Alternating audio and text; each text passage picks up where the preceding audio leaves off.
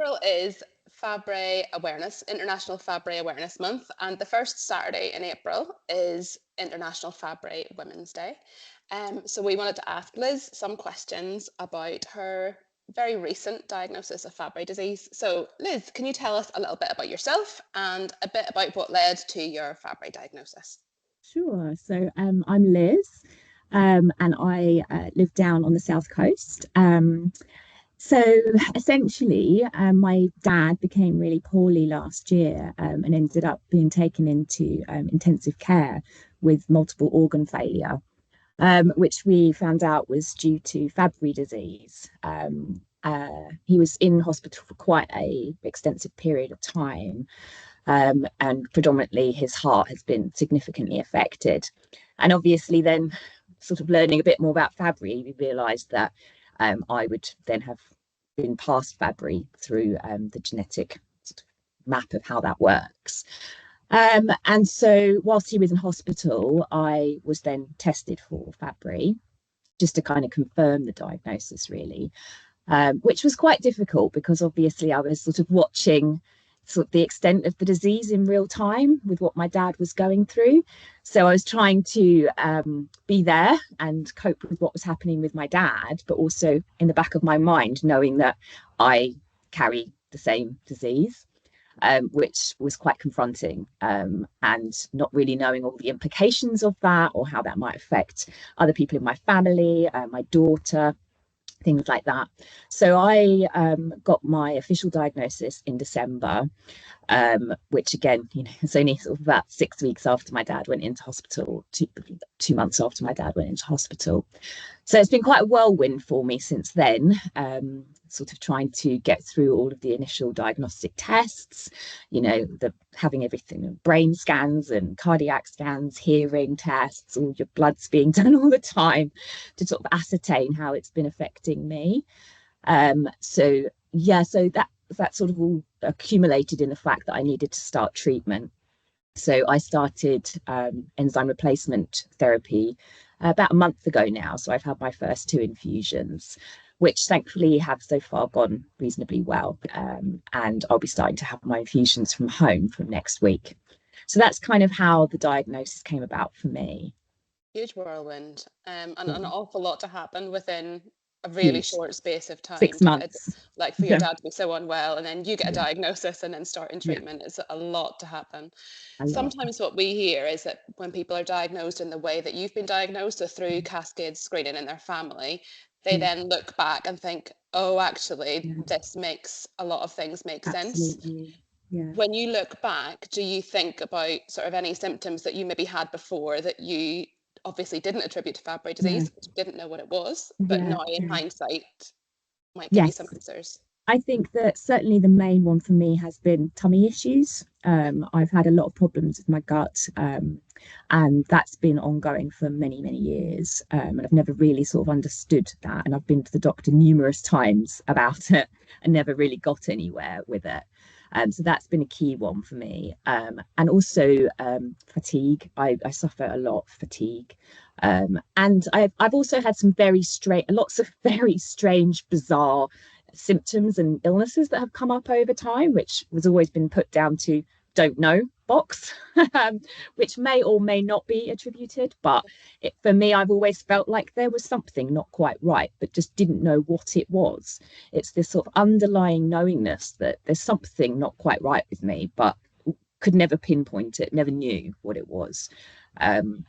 So I think those were sort of the main things that I've suffered with. I also have very low blood pressure and bradycardia, so I can sometimes get quite dizzy and feel quite weak, especially if I'm unwell. I can pass out and things like that. And so again, that can be related to Fabry as well.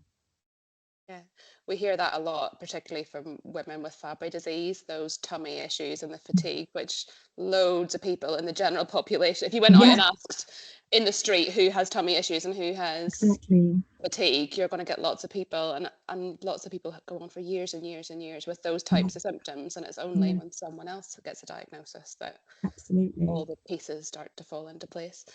So what would absolutely. you say, what impact would you say that Fabry has on your life now? Now that you Yeah, know that those things can be attributed to Fabry, what would you yeah. say the main impact is?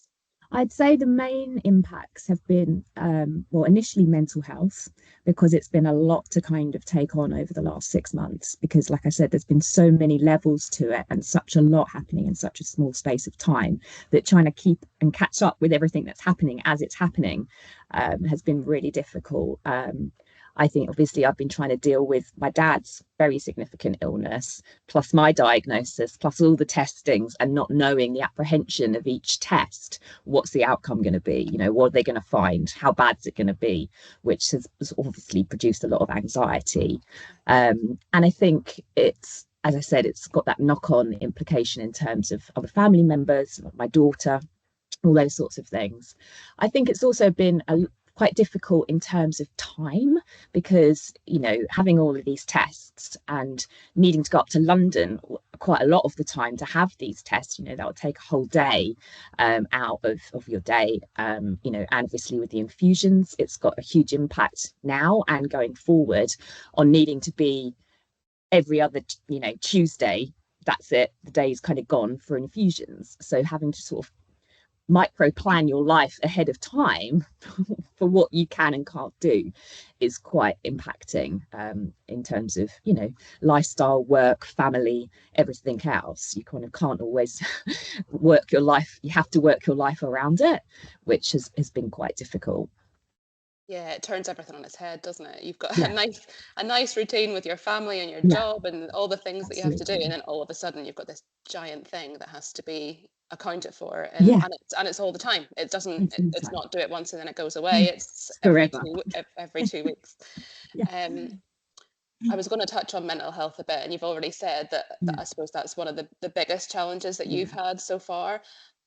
What have you been doing in relation to your mental health to kind of support you through that? Because I yeah, know you're very aware of sort of mental yeah, health support yeah, services, and yeah. so how have you sort of combated that, or how have you sort of met that head on? Yeah. So I think one of the great things, obviously, which I've been able to access through the MPS Society, has been support from Rare Minds. So I've now started counselling with Rare Minds, which has been fantastic. Really, really helpful to have that sort of specialist support. I've been trying as best as you can to sort of look after yourself, take time for myself when I need it. Something that I have always turned to help mental health in any capacity is I do a lot of running. So that's been something really good for me, just to get out, go for a run, clear my headspace, put some music on, and try and deal with it that way. And also, I'm really lucky that I've got a really good supportive network of friends and family that I can talk to. Whilst it's kind of a little bit double-edged, because it's obviously very difficult for them to understand, because this is such a rare condition. People don't understand it. They obviously want to be supportive and look after you, but they don't fully get it, if you know what I mean, which can be a little bit difficult. So that's why it's been really helpful again through the MPS Society to have, peer support groups as well, and people to talk to who suffer from Fabry as well, because you can kind of share those experiences, which has been really, really positive and helpful for me. You quite quickly joined our WhatsApp community after your Yeah, diagnosis, didn't you? And how have you yeah, found that's, I suppose that falls under that peer support sort of yes, network. How have you found being absolutely. part of that community? I think it's been really helpful. I mean, you can dip in and out of the different conversations that are happening there, and some of them are more or less relevant to your own situation. But I think it's just the knowingness that there are a group of people out there who do share similar experiences in terms of having this disease, is actually really helpful to know. It kind of makes you feel less alone in it, because it can be quite a lonely disease in some ways, because it's so rare, that you don't necessarily feel that there's a huge amount of people that can really get it. So that's been super helpful. Good. Yeah. Touching on that one, I know you say about people not really understanding it. If you Yeah. could get one thing out there you wish people would understand more about living with Fabry, is there anything that you'd love to share as a message? I think it's sort of, I suppose for me, it's being validated in my experience, because when somebody doesn't understand something, often they can say things that are quite unvalidating, which I definitely found in the beginning, which, you know, obviously it's nobody's fault. They mean the best, but actually it can come across in the wrong way. For example, in my experience, you know, my dad's quite old now, and so obviously he was diagnosed really late in life. So people assume, oh, you'll be fine. Your dad's got to, you know, 80, you're going to be fine, kind of thing, which can kind of undermine your own experience of being diagnosed. And also because Fabry is so variable in everybody, there's, you know, it can be very different for me how it was for my dad or how it is for anybody else. It's on such a huge spectrum. So I found that quite difficult, that people, as much as they're trying to sort of say think positively, actually it kind of undermines what you're going through at the time. I find that it's important to be aware of that.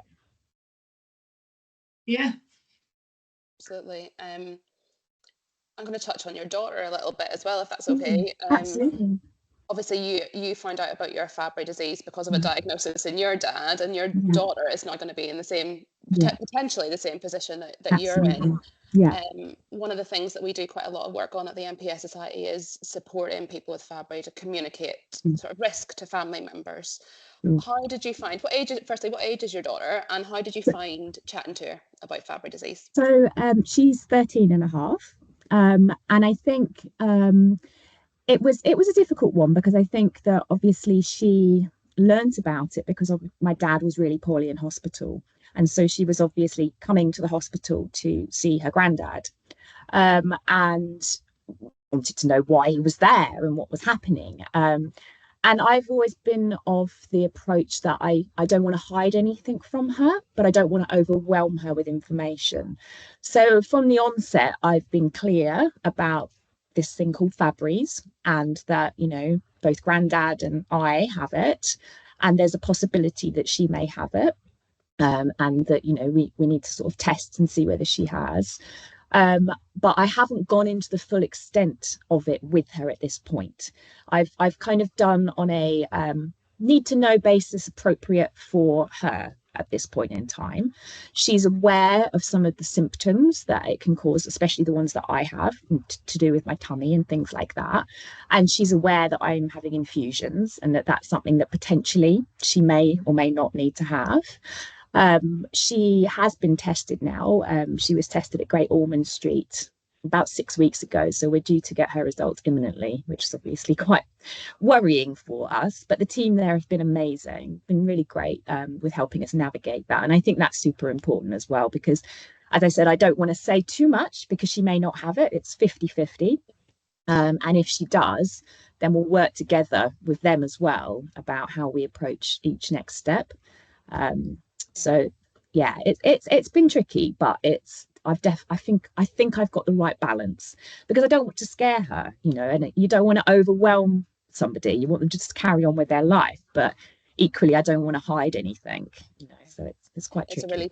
It's a really tricky one, isn't it? And I suppose the important thing is that there's no right way to do these things. There's no like blueprint for this is what exactly the thing that you should say to your child, because every child has a different level of curiosity in relation to these things as well. And 13-year-olds are very different. If you look at lots of 13-year-olds lined up, they'll have different levels of understanding, and they'll have different levels of interest and even anxiety levels, so that there's no right way to do it. It's just about working with her to see what she's comfortable with. And she's had, more so than perhaps I ever noticed, she's had quite a lot of the symptoms as well. Specifically the pain in her hands and feet. She's had that since she was quite young. And I know, again, you sort of shouldn't look back until we know, but it's hard because they are very specific symptoms that, you know, aren't sort of normal, if you like. Like, she used to be at the point where she'd, you know, be in so much pain she'd have to put socks and plastic bags on her feet when she'd have a shower because it would hurt.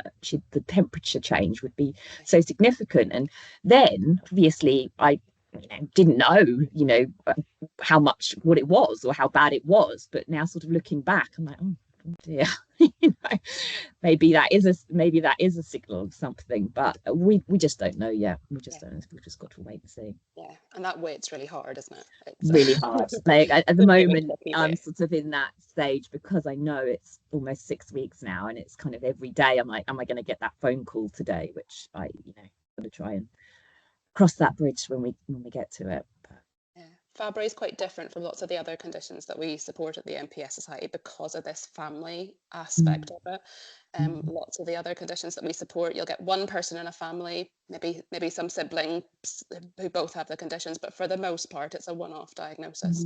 So Fabry is quite different, and that family component of it is huge because you're not only dealing with your own diagnosis, but the diagnosis of other family members, and as you've already said, looking at their symptoms and seeing how they're impacted and thinking about how your children might be impacted, and it's a lot, isn't it? And it carries a lot. I know for my dad, he carries a lot of guilt about it, as do I. And now, logically that you didn't choose this, you couldn't have known, and you passed that without knowing.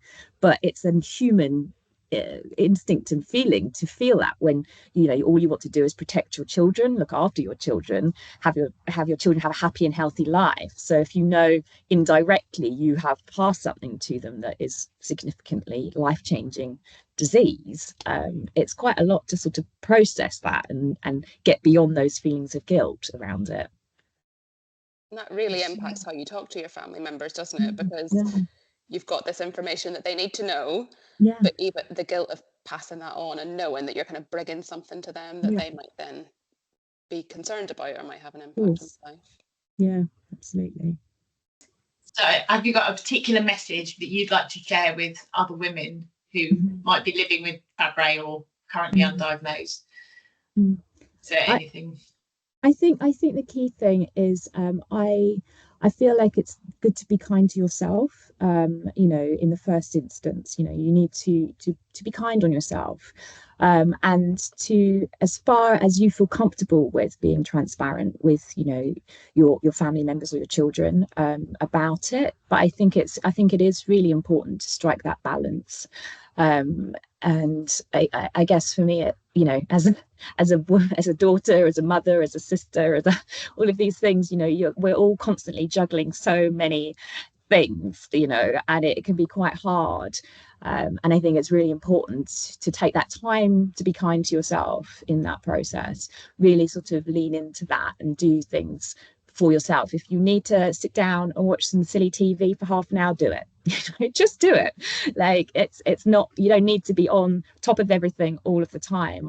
I'm learning to just allow myself to do those things for myself. I think that's really, really important, because there are so many pressures on us to be doing this, to be doing that, to be doing the other, and we don't always look after this one in that.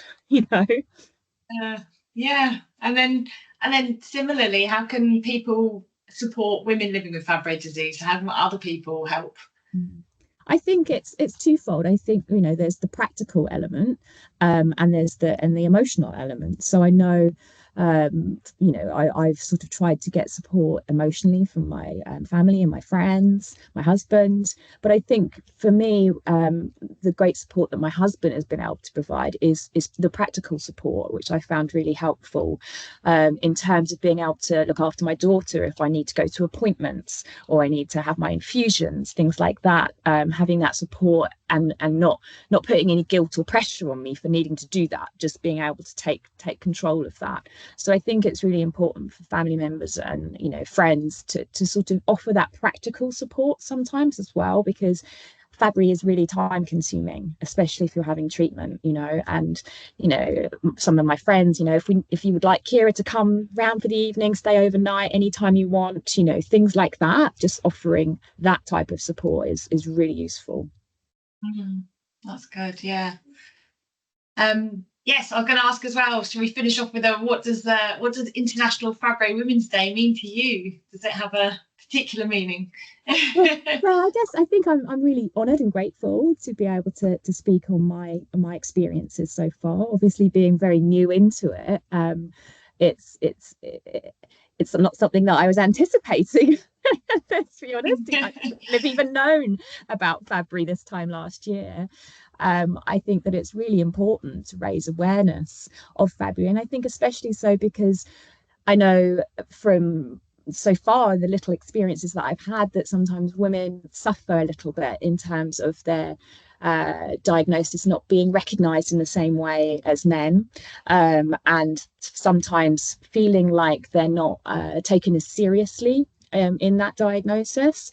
Their symptoms may or may not be as severe. We know that they can be. And I think that sometimes that gets overlooked, and women can feel a little bit sort of sidelined. And I think that it's really important to raise awareness of the unique struggles as well that women face with that diagnostic type of thing, but also because of all the other elements of raising a family and working and everything else combined. I think it's really important to promote and support women in that journey. Yeah, it's often we describe it as one of the hidden disabilities, and we talk about it that way. So, you know, it's tricky letting people know that it's the effects that it has when you look, you know, you look well from the outside and people don't understand what's happening. Absolutely. So, I can totally understand that.